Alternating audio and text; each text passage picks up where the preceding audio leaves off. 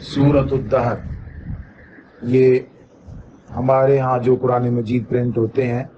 اس میں اس سورت کا نام سورۃ الدہر ہے، اور عربوں میں جو قرآن مجید پرنٹ ہوتے ہیں لکھے جاتے ہیں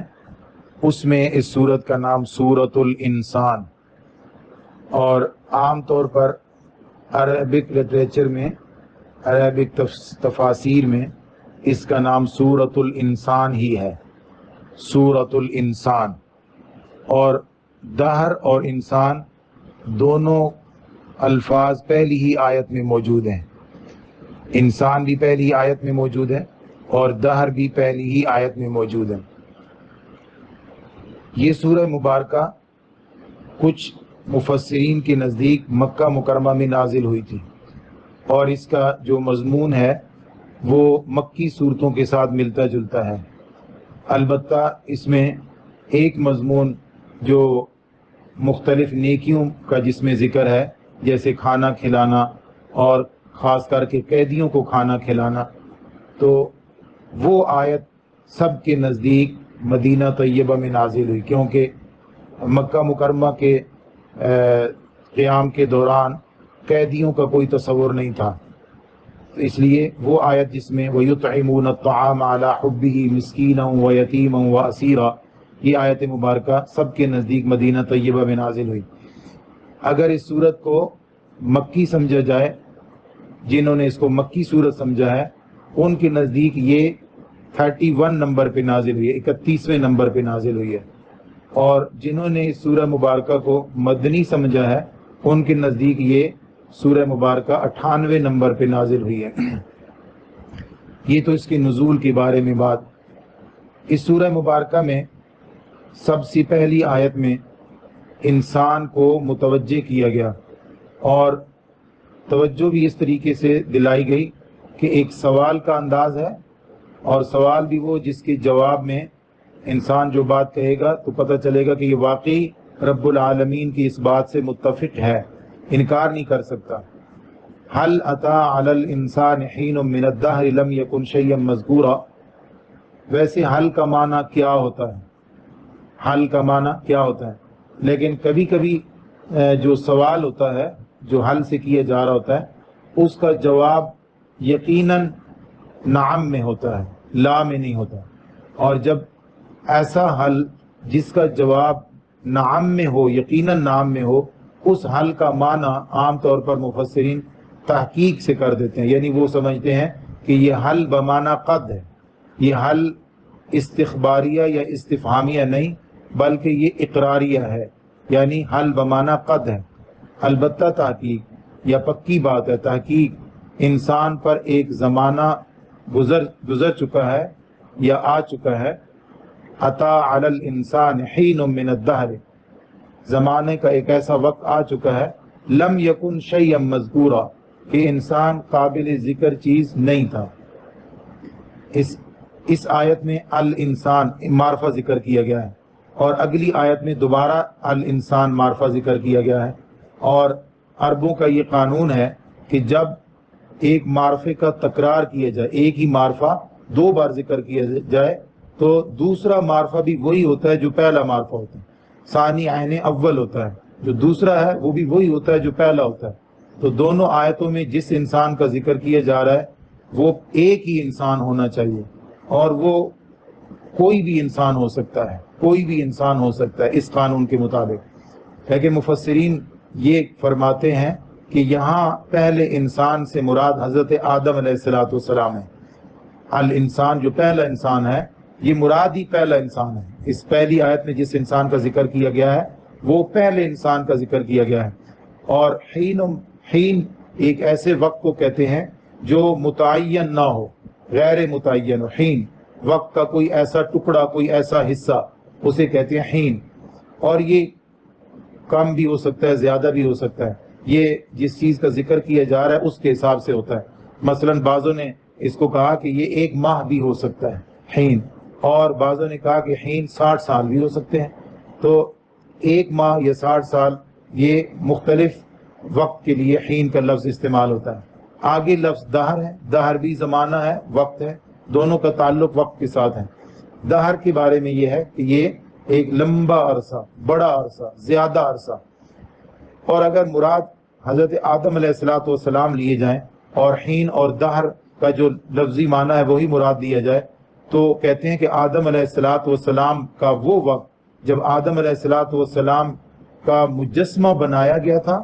اور مجسمہ مکہ اور طائف کے درمیان رکھا گیا تھا، مکہ اور طائف کے درمیان رکھا گیا تھا، ابھی تک اس میں روح نہیں پھونکی گئی تھی، اس زمانے کو یہاں ذکر کیا جائے. حین من الدہر، ایک ایسا وقت جس میں انسان ایک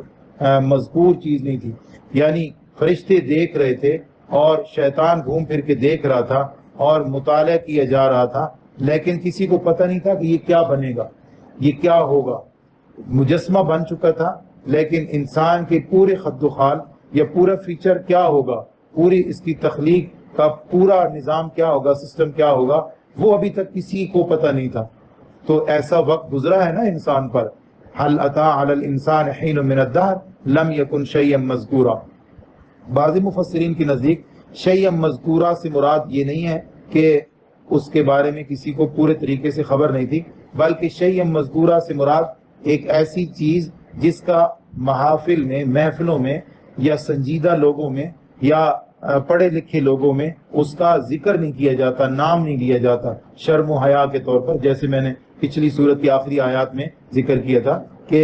ایک ایسی انسان پر ایک ایسی حالت ہے، یعنی کروموسومز کی حالت میں جب ہوتا ہے تو اس وقت عام طور پہ اس وقت کا نام نہیں لیا جاتا، ان چیزوں کا نام نہیں لیا جاتا محفلوں میں، اس حالت کا ذکر نہیں کیا جاتا. شیئا مذکورہ کا مراد یہ ہے کہ قابل ذکر چیز، جس کو انسان کو تو بڑا فخر ہے نا انسان ہونے پر، اور ہونا بھی چاہیے کہ اشرف المخلوقات میں سے ہے، لیکن انسان جو ہے وہ کسی وقت ایسی حالت میں ہے، یعنی کروموسومز کی شکل میں ہے، جس کا عام طور پر لفظوں میں ذکر نہیں کیا جاتا. تو ایک نافرمان اور ایک ضدی اور ایک متکبر شخص کو یاد کروایا جا رہا ہے کہ ایک ایسی حالت میں بھی آپ رہے ہو. اِنَّا خَلَقْنَا الْإِنسَانَ مِن نُطْفَةٍ، بے شک ہم نے انسان کو پیدا کیا ہے نطفہ سے. یہ آدم علیہ السلام کی بات نہیں ہو رہی مفسرین کے نزدیک، آدم علیہ السلام کی بات پہلے والے انسان میں ہو رہی تھی، اور یہ انسان جو ہے وہ آدم علیہ السلام کے علاوہ باقی انسان ہے، اور باقی انسان یعنی آدم اور حوا کے علاوہ باقی تمام کی تخلیق نطفہ سے ہوئی. حضرت عیسیٰ علیہ السلام بھی اس میں شامل نہیں، باقی تمام کی تخلیق نطفہ سے ہوئی. اور نطفہ سے مراد مرد اور عورت کے دو مختلف کروموسوم جب ملتے ہیں تو اسے، اور اس کا بھی نام آگے امشاج، آمیزہ، جو دونوں کا مکسچر ہوتا ہے آمیزہ. تو وہ جو آمیزہ ہے، اگر دوسرے انسان کے آمیزے کے بارے میں بات ہو رہی ہے تو وہ بھی قابل ذکر چیز نہیں ہے. دونوں کے آمیزہ جو ہے جس سے اس کو بنایا گیا ہے وہ بھی قابل ذکر چیز نہیں ہے. اور قابل ذکر سے مراد ایک صوفیہ نے بھی لیا. صوفیہ جو ہے وہ یہ فرماتے ہیں کہ انسانی زندگی میں ایک وقت ایسا آتا ہے، کبھی نہ کبھی 60-70 سالوں میں سے کبھی نہ کبھی انسان پر ایک ایسا وقت آتا ہے جب وہ بالکل معطل ہو جاتا ہے، بالکل جاب لیس ہو جاتا ہے، اس کی پوری ایکٹیویٹیز جو ہیں وہ ختم کر دی جاتی ہیں، کوئی کام نہیں ہوتا اس کا، کسی طریقے سے کوئی ذمہ داری اس کی نہیں ہوتی، کوئی عہدہ اس کے پاس نہیں ہوتا، کوئی رشتہ اس کو یاد نہیں رکھتا، ہر رشتہ اس کو بھلا دیتا ہے، اور وہ بالکل ایک بھولی ہوئی چیز ہو چکا ہوتا ہے. انسانی زندگی میں ایسا وقت ہر انسان کی زندگی میں کبھی نہ کبھی آ جاتا ہے. تو جو انسان کو فخر ہوتا ہے وہ فخر اس کا اس وقت ٹوٹ چکا ہوتا ہے، ختم ہو چکا ہوتا ہے. اس وقت وہ یہ سمجھتا ہے کہ میں اب دوسروں کے لیے بوجھ ہوں، اور دوسرے اس کو اپنے اوپر بوجھ سمجھ رہے ہوتے ہیں. ایک انسان ایسی حالت میں چلا جاتا ہے. بعض حضرات کے نزدیک یہ انسان کا وہ والا وقت ہے کہ جب وہ انسان کہنے کے قابل نہیں تھا ابھی تک، انسان کہنے کے قابل نہیں تھا ابھی تک. تو میں نے کہا کہ آدم علیہ السلام پر وہ وقت تب تھا جب مجسمہ بن چکا تھا لیکن ابھی تک روح نہیں پھونکی گئی تھی. اور باقی انسانوں کے بارے میں وہ 120 دن ہے جب نطفہ سے علقہ سے مضغہ بن چکا ہوتا ہے ماں کے پیٹ میں، یعنی وہ ابھی تک